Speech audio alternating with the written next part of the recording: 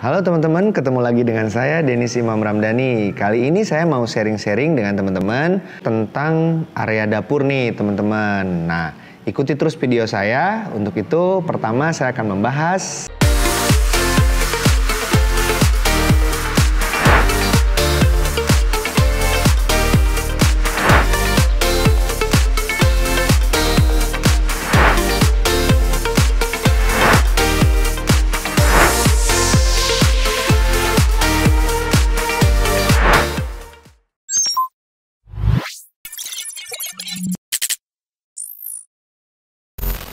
kali ini saya akan membahas tentang area dapur atau kitchen. Nah, banyak sekali yang konsul ke saya itu mengenai dapur ya. Kebanyakan ibu-ibu memang.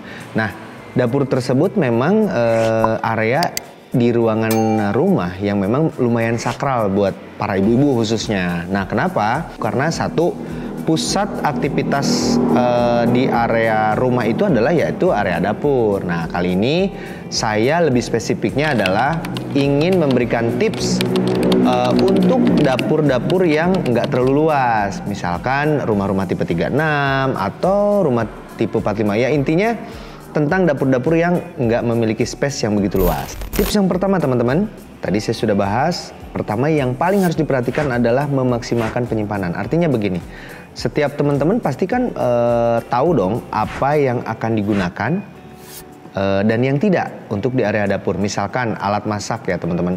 Nah, itu juga perlu kita perhatikan. Cuman teman-teman pasti akan bingung karena di sini perlu ada campur tangan interior designer. Jadi teman-teman pertama hubungi dulu interior designer.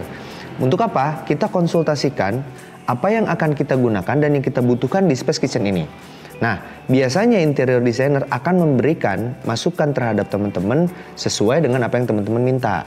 Jadi, pesan saya, rencanakan dulu alat apa yang akan teman-teman simpan atau alat-alat apa yang akan teman-teman gunakan di area dapur. Misalnya alat masak, sendok, atau ya peralatan ibu-ibu lainnya. Sesuai benar-benar yang memang teman-teman butuhkan. Nah, jangan oper-oper deh kayaknya teman-teman ya. Soalnya kan sesuai dengan kebutuhan aja. Karena ini dapur itu jadi berserakan, jadi kurang rapi itu karena memang terlalu banyak yang serba disimpan di dapur gitu. Misalkan seperti harusnya ini simpennya di gudang nih, malah kita simpen di area kitchen atau di area masak gitu kan. Itu jadi akan terjadi tidak nyaman. Setelah tadi kita membahas tentang kitchen kabinetnya, ada hal yang sangat prinsip teman-teman. Jadi teman-teman harus menyesuaikan dengan kondisi dapur yang memang nggak terlalu luas ini ya teman-teman. Jadi kita harus memperhatikan barang apa saja yang akan disimpan dan yang akan dipakai. Karena kalau misalnya overload itu di dapur pasti sering terjadi teman-teman. Kondisinya jadi berantakan karena memang kondisi storage-nya sudah tidak memungkinkan untuk menampung barang-barang yang kita simpan. Jadi itu juga jangan dilupain. Hal-hal sesepele itu bisa ngaruh loh terhadap kondisi dapur kita. Dan yang selanjutnya adalah jangan lupa harus selalu rapi. Jadi teman-teman kalau udah punya dapur yang kita setting, kita desain, kemudian kita juga punya kitchen-nya, ya resiko dong teman-teman harus rajin bersih-bersih ya. Kemudian yang kedua ini penting banget. Teman-teman wajib menentukan tema. Nah, masalahnya yang jadi PR kita kali ini adalah ruangannya nggak terlalu luas nih. Jadi teman-teman perlu menentukan tema yang benar-benar netral dan tidak menambah ruangan terlihat lebih sempit gitu ya. Justru sebaliknya nih, teman-teman harus jago menentukan tema agar ruangan ini terlihat lebih luas. Saya beri saran nih teman-teman, tentukan tema yang dimana tema tersebut menggunakan warna putih misalnya. Nah, karena kenapa? Warna putih itu memiliki kekuatan untuk mengilusikan ruangan sempit menjadi agak sedikit luas teman-teman ya.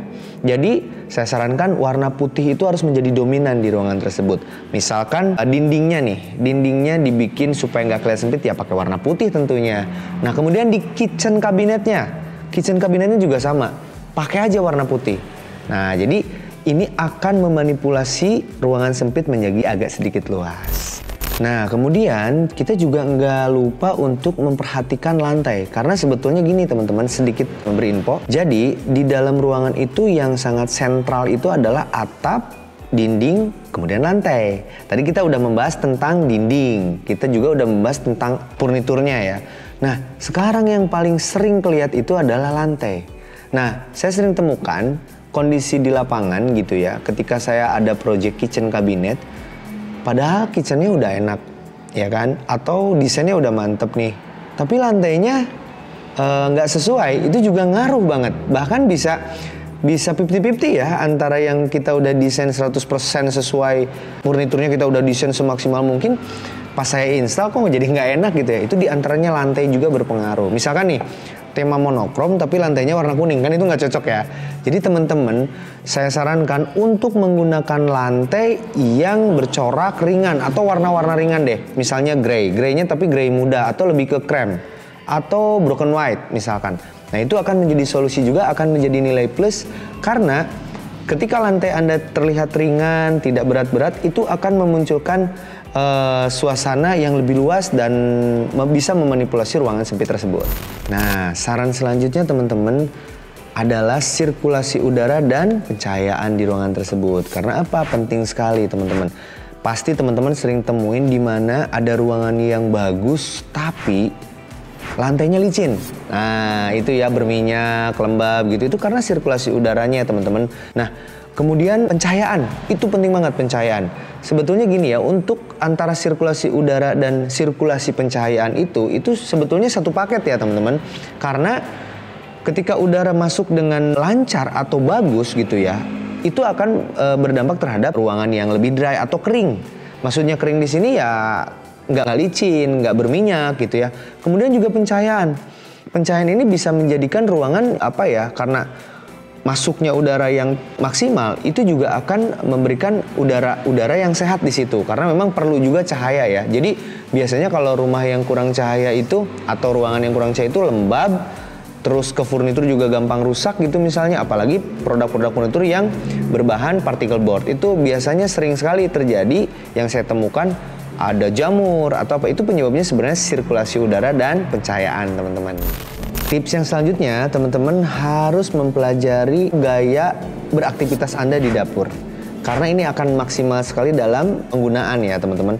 Karena dalam prinsip desain interior itu adalah bagaimana kita membuat nyaman sirkulasi atau akses di mana pengguna akan beraktivitas di tempat itu. Jadi teman-teman harus pelajari nih. Misalkan, oh saya enaknya kalau masak di sini kemudian cuci piring sebelahnya atau sebaliknya gitu ya. Itu seperti contoh-contoh seperti itu harus teman-teman pelajari. Yang paling nyaman misalkan, oh saya harus meletakkan ada hanging shelf nih di area dinding misalkan. Karena untuk apa? Karena ketika Anda beraktivitas itu dekat dengan bumbunya, jadi nggak ribet. Biasanya kan ibu-ibu kalau ini kesana kemari. Nah, itu menjadikan ruangan memang terasa nggak nyaman gitu ya, karena emang serba jauh. Nah, sebetulnya tinggal kita organisir aja apa saja yang perlu dekat ketika saat kita beraktivitas masak, atau bahkan kalau kita kenal dengan apa yang sering kita gunakan, alat-alat yang sering kita gunakan, kita akan tahu di mana tempat itu harus disimpan. Jadi tips yang ini teman-teman harus wajib mempelajari cara Anda beraktivitas di ruangan tersebut. Oke teman-teman, ini tips yang terakhir. Tips yang terakhir adalah kita juga harus memperhatikan kitchen kabinetnya itu sendiri. Mulai dari desain teman-teman. Jadi kalau untuk mensiasati area sempit, desain kitchen set dibuat jangan ribet-ribet ya teman-teman. Jadi cukup dengan desain yang minimalis tapi dilihatnya itu berkesan ya teman-teman. Jadi desain minimalis ini benar-benar cocok untuk ruangan sempit. Yang selanjutnya juga kita harus perhatikan konstruksinya. Konstruksi kitchennya biasanya teman-teman nggak terlalu berpikir tentang konstruksi. Memang ini teknis sekali ya teman-teman. Maksudnya konstruksi di sini adalah penempatan pemilihan laci atau pintu aja, atau bahkan pintunya sistem sliding door. Nah, ini juga berpengaruh untuk memaksimalkan ruangan gitu ya teman-teman. Mungkin kita ngobrol-ngobrol dikit. Kebanyakan yang pernah saya kerjakan di area kitchen ini, terutama di kitchen setnya ya atau kitchen kabinetnya, itu banyak pemilihan yang tidak tepat. Nah, untuk khusus di area sempit ini nggak cocok banget nih untuk kita pilih kitchen desain theme-nya American. Nah, karena kenapa? Desain American ini justru banyak sekali ornamen. Kadang-kadang ada ukiran atau ada profil-profil. Sebetulnya sih nggak masalah ya secara ruangan, tapi secara visualisasi teman-teman. Jadi kita ngelihat kayak rame gitu, akhirnya kayak kesannya kok berat gitu ya. Nah, ini juga Tapi sih tergantung desain, cara gimana desainer atau desain produk tersebut membuat desain American ini. Kalau memang bisa kita siasati sih bisa-bisa aja sih ya teman-teman. Tapi kalau kita mau cari aman, carilah desain yang benar-benar minimalis. Oke teman-teman, mungkin itu saja tips yang bisa saya share kali ini.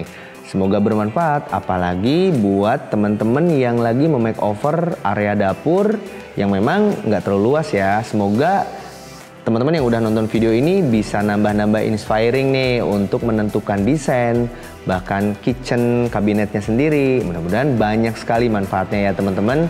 Mungkin itu saja yang bisa saya sharing kali ini.